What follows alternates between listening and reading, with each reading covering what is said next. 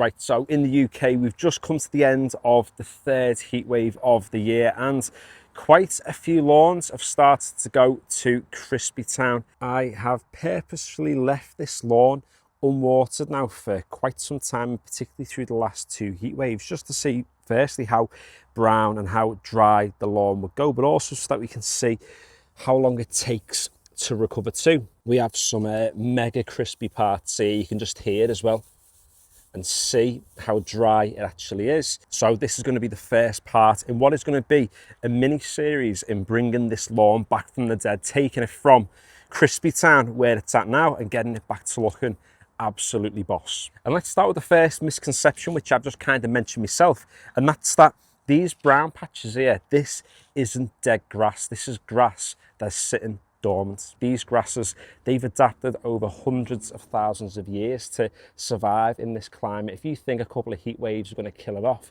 you are mistaken. It's designed to go brown, and it's also designed to recover when the conditions are right. And there are three things that you can do today that is going to speed up that recovery process. Firstly, you need to rehydrate the soil by giving your lawn a really good water, and the advice usually is water once a week, twice a week maximum. However, when you've got conditions like this lawn is sat in now, where it's not being watered for well over 6 to 8 weeks, then that soil is going to be completely sapped of any moisture. And just to prove that, if we just take a few cores, you can see from this core right here just how dehydrated this soil is. Now, it is a little bit darker on top because I gave this lawn a water this morning. However, you can see as we go further down, this part of the clay just crumbles in my hands because of how dry it actually is. So a really deep water is going to enable that water to percolate right through the soil. But one water isn't going to be enough. I'm talking giving this a really heavy water every day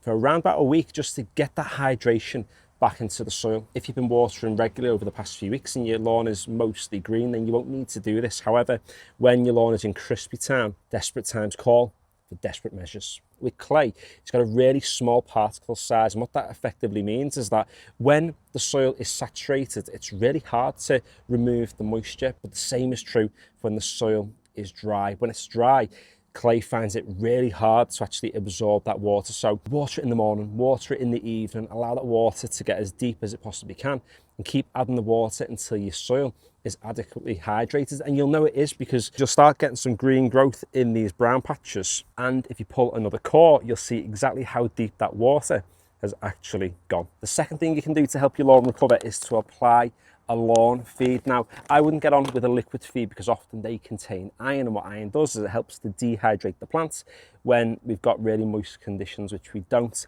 at the moment. So avoid your liquids, go with a granular, ideally something like this. So I'm using True Grass, again, not a sponsor, just a really boss lawn food. It's organic, it's made from composted food waste. Even if you apply it in the hottest temperatures, it's never going to scorch your lawn, but it's really great for the soil. It'll help to get the microbial activity kicking off within your soils, which is going to support the plant in recovering even faster. You can wait for the rain. However, like we said, we're already going to be giving it the monster waters every single morning. That's going to help the feed to activate straight away. And the third and final thing that you're going to need to do to help your lawn to recover from Crispy Town is to quite simply be patient. The lawn doesn't just turn brown overnight, and it certainly won't turn back green overnight either. You've got to let the lawn feed do its thing. You've got to allow the water to percolate through the soil to help the lawn to bounce back and recover. And just remember that we are in the UK, we are going to be getting cloudy days, we are going to be getting rain coming in the next few weeks, and that's going to help this lawn bounce back to get it looking absolutely boss. So thanks for watching today's video. Hopefully you found it useful. What I will do is post an update in the next week to show you the progress of this lawn, of how it is looking. We'll have some before and after shots, and trust me, it's going to be looking boss. So yes, subscribe if you haven't already, give the video a like if you've enjoyed it or found it useful, and finally, thanks for watching.